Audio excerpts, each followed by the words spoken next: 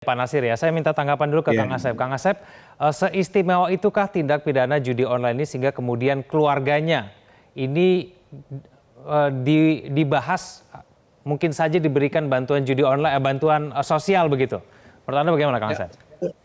satu bukan kasih bansos, harusnya dibantai, ya kan? Nah, dibantai itu dimiskinkan, ya, dipermalukan. Nah, sekarang kalau dikasih keluarganya, justru mereka pejudi-pejudi itu ngambil duit keluarganya kayak narkoba gitu kan? Tahu keluarganya ada duit, pasti diambil, diembat itu kan? Jadi saya kira ya yang paling gampang sederhana tadi dipermalukan, ya. Hukuman tambahan sanksi sosial tadi kan di KUHP yang baru juga dikenal gitu kan, dimiskinkan. Nah, sekarang kan mereka mainnya kan di operator seluler ya. Nah, ketika main di operator seluler ketahuan ya kerjasama nih operator seluler bahwa yang namanya Asep suka pejudi ya jangan dikasih nomor inter keluarganya diintip terus kan. Nah, kalau dia masih main ya umumkan bahwa dia tidak berhak ke salah satu. Memang itu susah. Walaupun bisa pinjam aja dengan yang lain kan, tapi salah satu kan ya kita namanya bisa harus ada optimis, harus bergerak.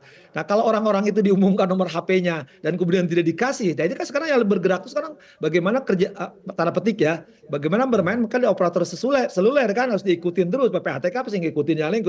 Tapi kan pejudi ini jumlahnya tadi dikatakan oleh Pak Nasir 3,2 juta ya Pak Nasir. Itu Iya. Ya. Ya, kan susah. lumayan. Mereka kasih tahu tapi pinjam yang lain. Tapi menurut saya ketika dibantai mereka dipermalukan dan dimiskinkan dan dipermalukan misalkan dengan diumumkan, kemudian dicegah kegiatan sosialnya termasuk di dunia maya dihentikan, saya pikir setidak-tidaknya lah mengurangi. Nah, orang Indonesia kan kalau dipermalukan, misalkan malu melakukan perbuatan ABCD, pasti malu. Ini penjudi, malu kan bapaknya penjudi, anaknya penjudi gitu kan.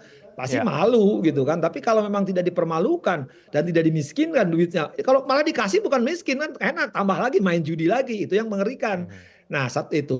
Kedua, yang paling penting, tadilah bagi saya itu, coba kita butuh suri toladan. Suri toladan tadi penegak hukum, aparatur, jangan main judi lah, jangan jadi backing lah, jangan melindungi lah, jangan ya dengan terus lebih parah lagi jangan memainkan pasal-pasal judi yang harusnya uncumannya tahunan dikirimnya bulanan. Itu juga perlu atasannya pengawasan yang lebih tinggi. Artinya pasti tahu lah, kita tuh tahu lah oknum-oknum aparatur siapapun yang suka bermain dengan jadi backing judi, kita udah tahu lah ya. Tapi saya kira tadi bahkan Komisi 3 mengatakan ya anggota DPR dan DPRD juga pada main. Nah, ketika mereka dipermalukan ya seperti koruptor, tapi koruptor udah biasa juga lah, penjudi udah biasa juga, narkoba sudah biasa. Nah, kita perlu Oke. luar biasa tadi. Suri toladan dari pemimpin-pemimpin dan penegakan hukum yang tegas, keras dan tuntas.